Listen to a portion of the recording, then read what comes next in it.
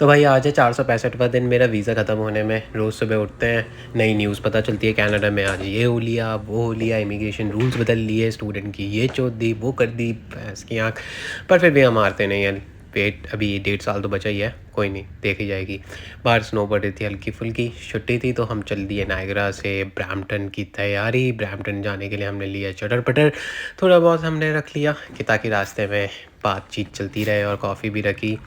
और फिर बाहर निकले तो देखा स्नो थोड़ी बहुत गिर रही थी, पर ना फ्रीजिंग विंड बहुत चल रही थी, बहुत ज़्यादा ठंड थी।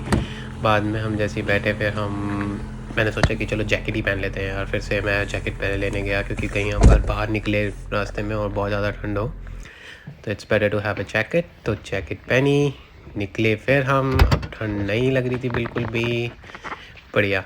फिर अब हम गाड़ी में बैठे हमने बहुत डिस्कशन किया, पॉलिटिक्स इंडिया की, बहुत लड़ासन सब कुछ डिस्कस कर लिया इतने ही टूर में। फिर हमने रेस लगाई इस ट्रक के साथ और इससे भी जीत गए आगे। हमने एक और ट्रक के साथ रेस लगाई थी, और रास्ते में हमने देखी काफ़ी सारी बिल्डिंग्स, और बिल्डिंग्स ये हैमिल्टन है शायद से, हाँ।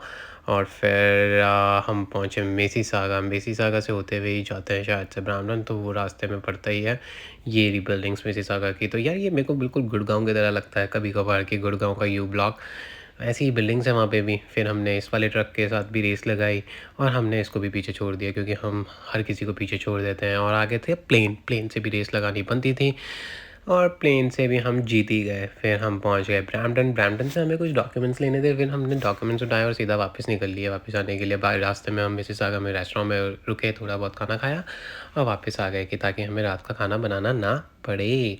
रास्ते में बहुत भीड़ थी आते हुए, क्योंकि वो शाम का टाइम था, तो शाम के टाइम बहुत बिजी रहता है। तो बिजी था, कम से कम मतलब 2 घंटे का सफ़र था, वैसे हमें 3 साढ़े 3 घंटे लग लिए होंगे उसमें। और फिर बीच में गाड़ी शायद से किसी का एक्सीडेंट हो रखा था शायद, इसलिए ट्रैफिक था। और ये देखो कितना ज़्यादा ट्रैफिक है अभी भी, ये दिखने में नहीं लग रहा पर है ट्रैफिक बहुत ज़्यादा। और एक जगह एक्सीडेंट भी हो रखा था जहाँ पे पुलिस आ रही थी। जब पुलिस आती है तो एम्बुलेंस भी इनके साथ साथ आती है, पता नहीं क्या सीन है। तो वो भी सीन ये था। फिर हम वापस घर आए, मैंने हाथ मुँह धोया शायद, या नहीं धोए, और सीधा मैं बेड पे चले गया और सो लिया। अगला व्लॉग